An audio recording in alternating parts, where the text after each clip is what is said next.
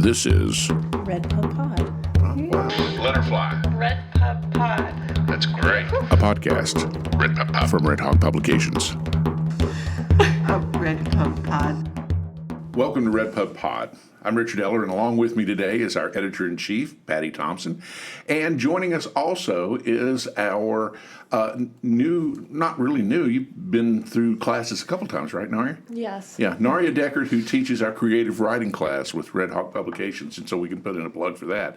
But the real reason we're here is for our newest writer to the Redhawk Publications family, Angela Leigh. Welcome. Thank you. Thank you for having me. Talk to us first about your book. How did it come about? Tattoos, Tacos, and Time. It is a collection of poetry that I had been working on for 6, maybe 7 years. I was at a reading and someone had asked me if I had anything published, and I was like, no, I don't. And then somebody else asked me if I had anything published, and I said, no, I don't. And so then I got the wheels turning, and I was like, let me see. And I knew Patty from several lives before this. And so I reached out to Patty, and I was like, what are the submission processes and guidelines? And then we just went through the process, and she was kind enough to like it and want to publish it. Certainly somebody asking you if you've written is a good impetus to write, or if Yes. you've already been writing to get it published, right? Yes. And that's a really good thought, because there are several people out there I know that are not published, and every once in a while people will say, are you published? Or why aren't you published? And the fact that you picked up on that, if enough people are asking you, maybe you have something going on. So note to folks out there, if people are asking you if you're published and you're not, time to get your manuscript together. Right. I mean, it was definitely one of the encouraging factors, because I had been writing for years, and I had been reading at open mic events and different things, and to be asked multiple times at the same event it's kind of a red flag. And you've organized them before too, like at your old bookstore, Adventure Bound. You held the readings there too. Yes, and always a wonderful opportunity to get together anytime you can to hear other poets, and so I enjoyed organizing open mics as well. Yeah. I want to talk a little bit about Adventure Bound, because it's an interesting. I have known Angela, full transparency.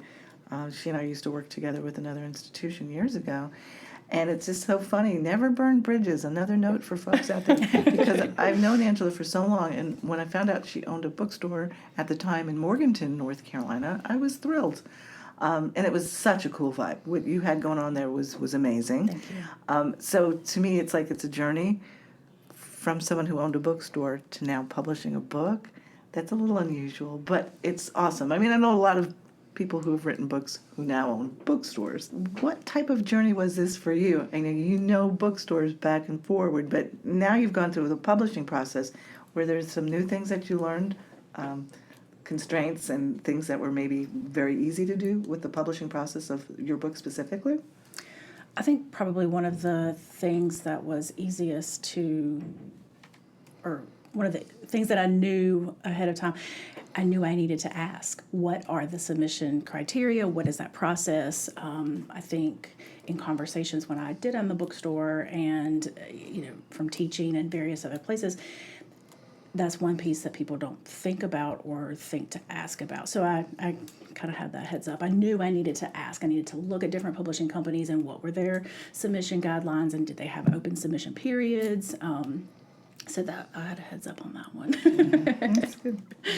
So talk to us a little bit about the title, Tattoos, Tacos, and Time. What's the story of that? How does it capture the spirit of the collection? Yeah, at a certain point in my life, I became a tattoo collector, and I had always wanted to be a tattoo collector. And so then at a certain point in my life, when I was doing some self-searching and discovery, and I had already been writing some of these poems that are in this book, I started getting tattoos, and then they started to represent different parts of that journey and that process. I love tacos. No, there is a bigger connection than that. But and I found myself in meaningful conversations over tacos and over cheese dip and fajitas and things like that. And those conversations, there's one poem in the book called Memory Lane that talks a little bit about that.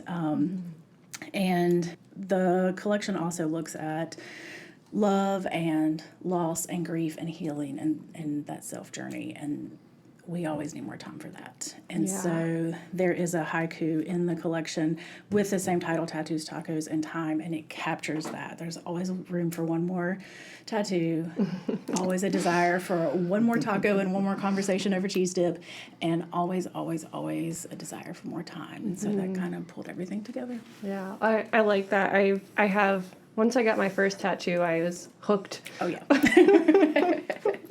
Tacos kind of have the same quality. I found one of the things I enjoyed when I started to read your collection was it's a transformative journey. And I mean, I felt in the beginning, oh, she's finding love. Oh, this is wonderful. Oh, her heart broke. Oh my gosh, let me beat this person up. I mean, and then of course, the resilience at the end. I mean, it's our journeys. All of us, if we've been fortunate enough to fall in love and have our little hearts broken, it's universal. So to me, that journey that you went through, you brought me through it too. So thank you. Yeah, thank you. It's interesting too, the little section at the end, and I say little because it has the fewest number of poems in that third section that really focus on specifically that self-discovery. Some of those were written well before any of the others. And so that self-discovery and coming home to myself part of the journey was actually happening before, during, and after all of that other love and heartbreak and loss and things too. So, What's your process like? Do you write every day? I mean, how is it inspirational? How does that come to you? So a little bit of everything. I try to find poetry everywhere. Poetry finds me everywhere. I was actually writing lines in my notes app at a red light on the drive here. Really? Yes. And a lot of times that's what I will start with, a couple lines on a scrap piece of paper or a couple lines in my notes app, something that feels like it's got a lyrical rhythm to it, or something that's really on my heart, or something that I've seen out wherever and it, spoke to me, and then I'll go back to it. Occasionally, something will hit me, an experience that I'm having, or a memory or an emotion that I am able to unpack all at one time in the notes app or on the paper. And then it's just a matter of going back later and dusting it off and tweaking a little bit. But a lot of times it's more of the couple of lines here, a thought here, or, using this line at some point in time. And then I'll go back later and give myself intentional time.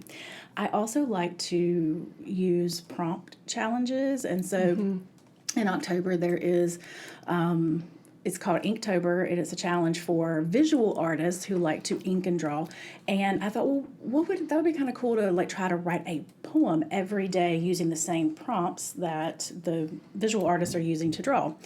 And so I started that several years ago when I would maybe get 2 or 3 days in, and it was really hard to write a poem every day of October.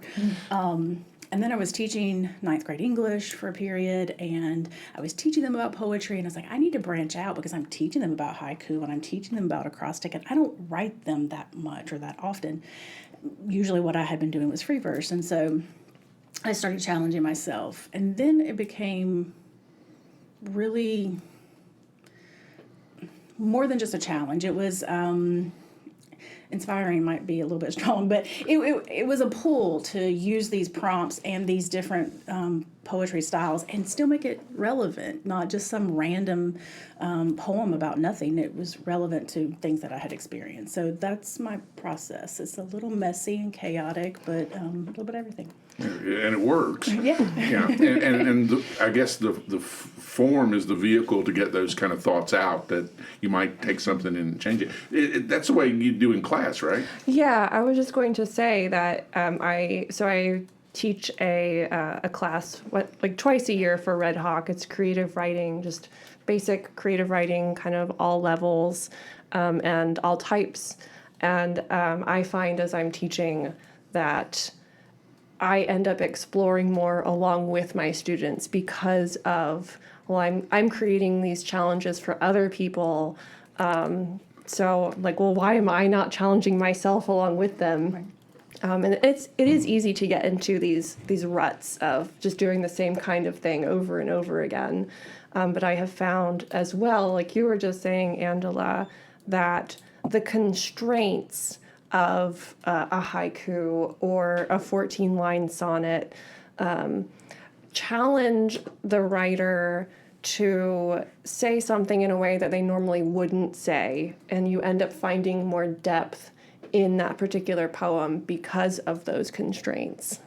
Especially with the haiku, and you've got to limit the number of syllables, but you still need to say the same thing because that idea or that topic, it fits. It has to be this, and so now I'm trying to be more intentional about how I say it, Right? The words that I use, and still get that feeling and that mood and all of those things in the poem that you wanted to begin with. Yeah. Well, that makes me think of, so I wrote a blurb for the back of your book, and something that really struck me from reading your book is how it demonstrates this need to write poetry. So I was just wondering if you could speak a little bit to that, just like how does writing poetry, even stopping in the side of the road or at a stoplight or something, like I need to write this. How does poetry help us communicate something that ordinary language, ordinary conversation doesn't? I think that poetry allows us to break the rules in a way that maybe journaling or other types of writing feel like we can't break the rules, or a little bit more rigid. So, I think poetry gives us that freedom. Poetry has helped me process and understand things because I'm having to think about them differently to put them on the page in a poetic form of some kind, whether it's free verse or haiku or whatever. I'm having to think about them differently. And I think that thinking about it differently to be able to write it as poetry is part of the draw because it takes me out of everyday thinking or mundane thinking. And really, like sometimes, even if it's just a couple of lines or an idea that I'm writing down, but I know that it's going to feed this poem later, that can lift my spirits if I'm, having a bad day.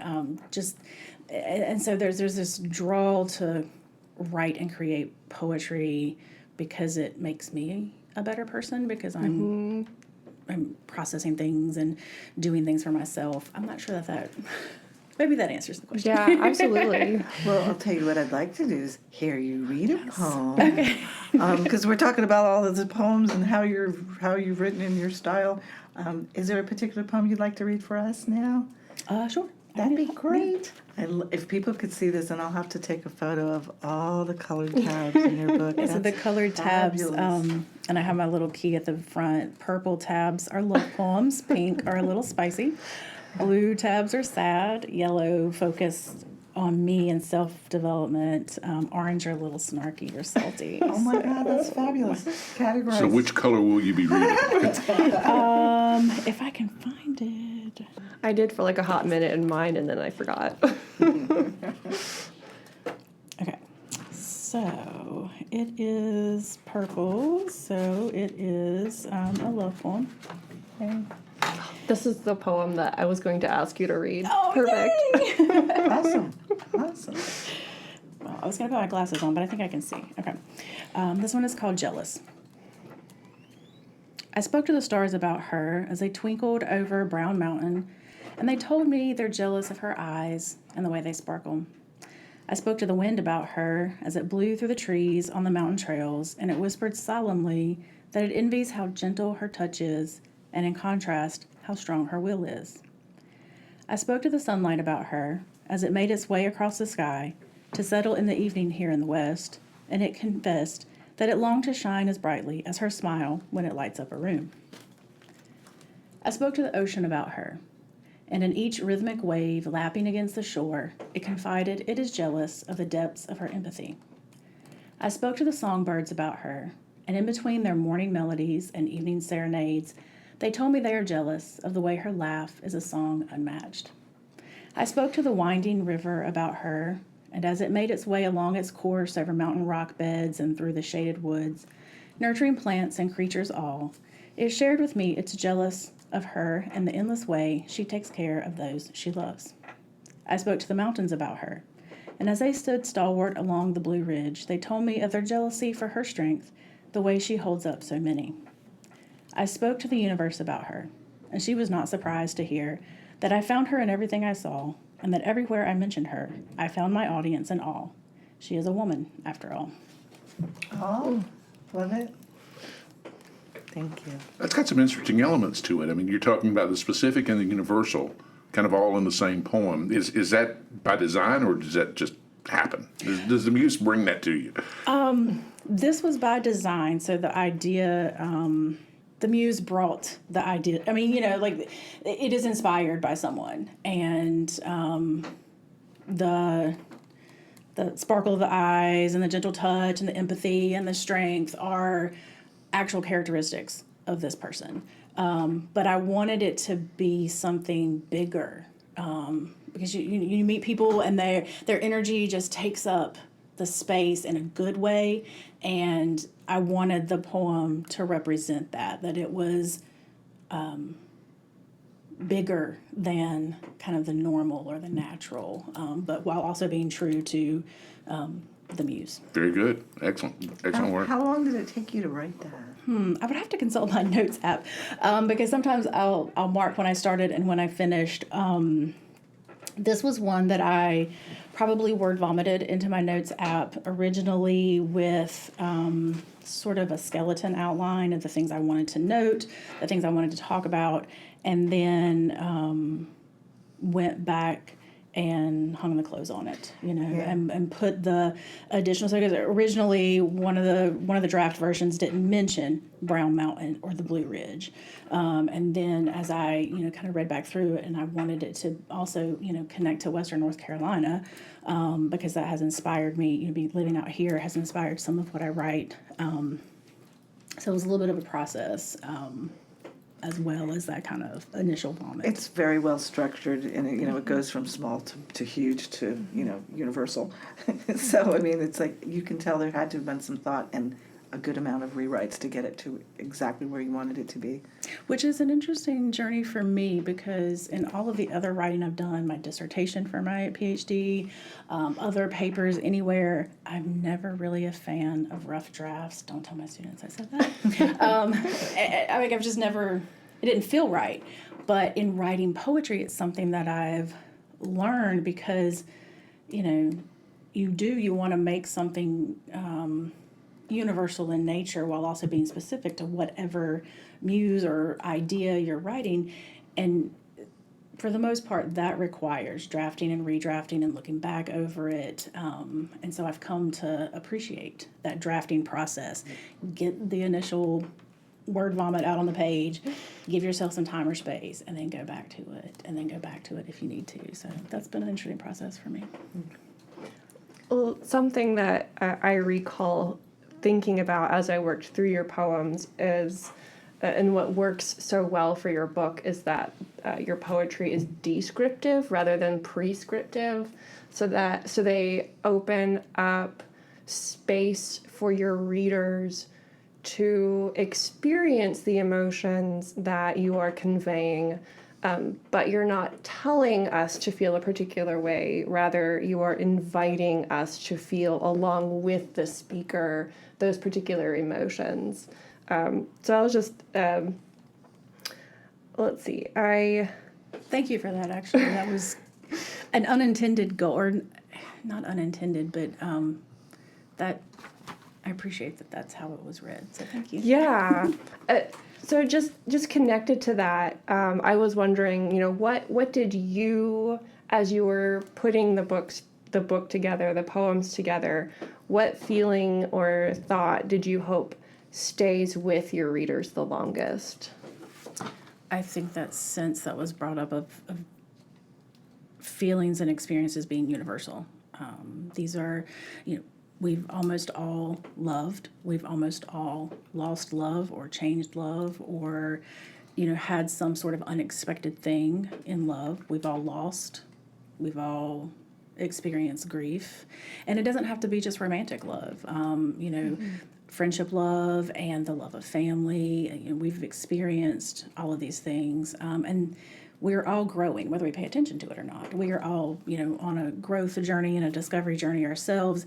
And so when I was putting them together, I wanted readers to be able to say, I'm not alone. It's like that idea, you think you're alone until you read, and then you realize that you're not so alone in the world because there are other people out there who've experienced these things. And I very much wanted to put that into the order of the poems and which ones, because not everything that I've written is in here, obviously, and be intentional about that, and that we can grow. Like, even though some of the self-discovery poems were written at different chronological times from the other poems that are in here, putting them in the back kind of sets that tone for through love, through loss, we still have self and we can still keep growing. So.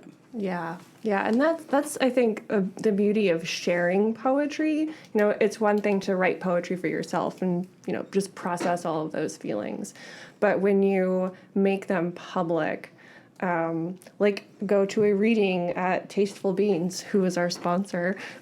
Nice plug. Well, well done there. Yeah. You must have done this before. No, actually, I've not. Well, good instincts on that. Tasteful Beans Coffee Shop in downtown Hickory, owned by Scott Owens. Poet laureate of the city of Hickory. I have been to quite a few readings there, but readings anywhere, where one of the audience members will approach a reader and say, that poem that you read made me cry or just touched me in some way, and the writer just wrote the poem, and here it is. They've read it maybe 20 times out loud, and it was just in the right spot at the right time.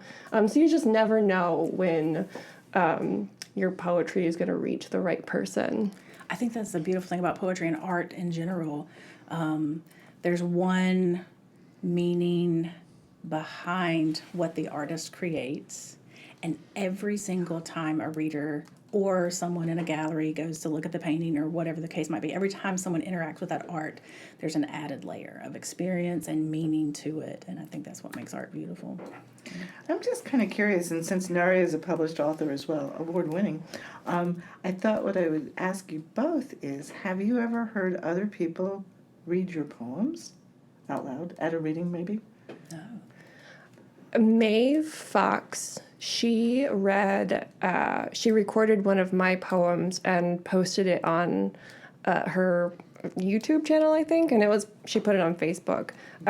So that's, I think, about one of the only times I've really heard someone else read it. It was so interesting, just get that slightly different interpretation. Yeah, I could imagine it would be like a singer-songwriter who lets someone else sing their song. Doing a cover version, yeah. Yeah. And bring something different to it. Absolutely, Mm-hmm. yeah. Mm-hmm. So that day will come for you, and it'll be interesting to see your reaction to it. How did you know your collection was complete at this point? Because one of the problems we have is writers who won't put down the pen. And so you've got to know that, okay, this is done. I'm moving on to the next collection, which it sounds like you're doing as you drove here. How did you know? Wow, that's a big question. How did I know? At the chance of, or at the probably sounding cliche, like I knew. Like it just felt right that this set of poems were meant to be together. And And things were shifting in my own life and the things that I was writing about. And so as like the content of what I was writing shifted, it felt like it was moving in a direction that was different than what's here. And so then these were sort of done. Okay. If that makes sense. I mean, in a strange way, you categorized, whether you want to call it that or not, but subliminally, you had some unique three parts. Yeah. And you knew that these parts were done, and you were starting to write another part. So Yeah, and it's actually been wild because once I got the yes from Redhawk that these were going to be published, it was this freeing feeling to continue to write the other things that I had started to dabble in, because I knew that these were done and these were settled and they were in their place, and it gave me this additional freedom to write in this other direction. Still more similar themes, but just different poems from a different time in life. And so, yeah, it was a little freeing to know that these were in their place. the other thing I want to point out is that it's a pretty book. Yes. Just for anyone out there, I know you can't see it, but trust me, there are drawings throughout it, and your layout is a little more unique. We sometimes have to use different layout artists, and you got a very creative individual, Amber. I forget Amber's last name. Zizek. Zizek. Amber did a wonderful job of laying it out, and it's a distinct, unique look that's attractive. What was that process like for you, working with someone who was equally creative? Because she also made, like I said, the little line drawings are spectacular. And you'll just have to buy a copy of the book That's to right. see how pretty it is. What you're talking about. No, that was it was such a fun process because I met with Amber and I was telling her about the story of the poems and the journey and the why, and then I shared with her, a copy of them, and she had read through them, and then we met again, and then she was like, and it feels like this, and I see this, and it was like somebody reading my mind and turning all of my words into exactly the visual representations that, because I am not a visual artist, I cannot draw a stick figure. So it was nice to have somebody read what I had written and see the things that I was wanting to be seen, and then she took it away, and I did get to have a couple of some of my ideas were a little bit more straightforward. Like there's a poem called Onion. I was like, I really want a sliced onion, illustration for that one, and so that one was pretty easy, pretty straightforward. Anybody can handle like that idea to visual. But then the rest of them, like some of the ones that she, all of them that she put where she put them were just it just felt right. Yeah. Don't you love that collaboration? When you get in sync and somebody understands you and you them. Yeah, we must have been an interesting pair at the coffee shop, like getting excited about the words and then the visuals and kind of playing off each other in that conversation. Because I think you probably could have seen the excited energy Creativity. field around us. Yeah. That's so cool. So I was very glad to be able to work with her. Would you give us one more reading? Sure. Because you're getting us all excited about the book now. I want to hear more. I'll read this one. This one, so it's pink, so it's a little spicy. It's not very spicy. But this is an example of one that I wrote years ago in response to one of those Inktober prompts. The prompt was fan. So this is what I wrote. It's hot. Sweat dripping into my eyes, clothes clinging to my skin. The ice in the lemonade doesn't stand a chance, kind of hot. She sits on the porch swing sideways, legs stretched long in front of her, attempting to cool herself with a fan she found at the antique store. Eyes closed and head tossed back. The way her neck exists, exposed, and then dips to find her shoulder, I find the porch ceiling fan is insufficient for cooling me off, and it's not just the summer heat I'm fighting. I like that. Yes, we've all had fans before. Well, I'll tell you what, this has been an amazing 40 minutes or so with you, Angela. I'd like to know, do you have any readings coming up? I will be participating in the Burke Arts Council first Friday night poetry reading that they do monthly now, June 5th at 6:30. One of the Redhawk family, Kara Freeman, she is coordinating that with the Burke Arts Council. So I'll be reading there. I'm off to Savannah and then Richmond. I'll be in Charlotte for a couple of different events. Not necessarily readings, but no, I'm open. My schedule is wide open for anybody that wants to book a reading. Great. Is there a particular way to find out like where you're reading, like Instagram or something? Yeah, so I am on Instagram and TikTok, and I have a website, angelawrites.studio, and I keep the calendar updated there. But yeah, Instagram, TikTok. At That Tattooed Professor is my handle on Instagram and TikTok. And the Burke event is going to be at the Arts Council? It's the Burke Arts Council, yep. Okay, just want to make sure. And it's actually an open mic for anybody that wants to read. Well, thank you so much for joining us today. It sounds like there's a second collection on the way. There are poems in the works, a title already picked, and so we'll see what happens. Are you going to reveal that now, or do we have to wait? It would be called Unfinished Business. Oh, nice. Yeah, okay. Like that. That's open-ended enough to make the next chapter Yep. exhilarating in its own way. Yeah. Okay, great. Well, Angela, thank you for joining us today. We only have one last chore for you. Okay. The name of the podcast is, I can't even do it myself. The name of the podcast is RedPubPod. A little tricky. Can you say it? RedPubPod. Oh, wow. Narya, what do you think? Should I try? If you want. I've been practicing at home. Right, same. 'Cause I listened. In front of the mirror and everything so that you get the right inflection. Okay. Let her fly. RedPubPod. That's great. RedPubPod. I think the fact that we have more than 12 listeners is helping people realize they better know the name of this pod. If you come on the show, you got to That's stand right. to deliver. Yes, absolutely. Absolutely. Well, thank you so much for joining us, and we welcome you to the Redhawk Publications family, and we'll see you back on another podcast when Unfinished Business hits the stands. Thank you. Bye. Bye. This is RedPubPod. RedPubPod. RedPubPod. a podcast from Redhawk Publications. I've been practicing at home. Right, same. 'Cause I listened.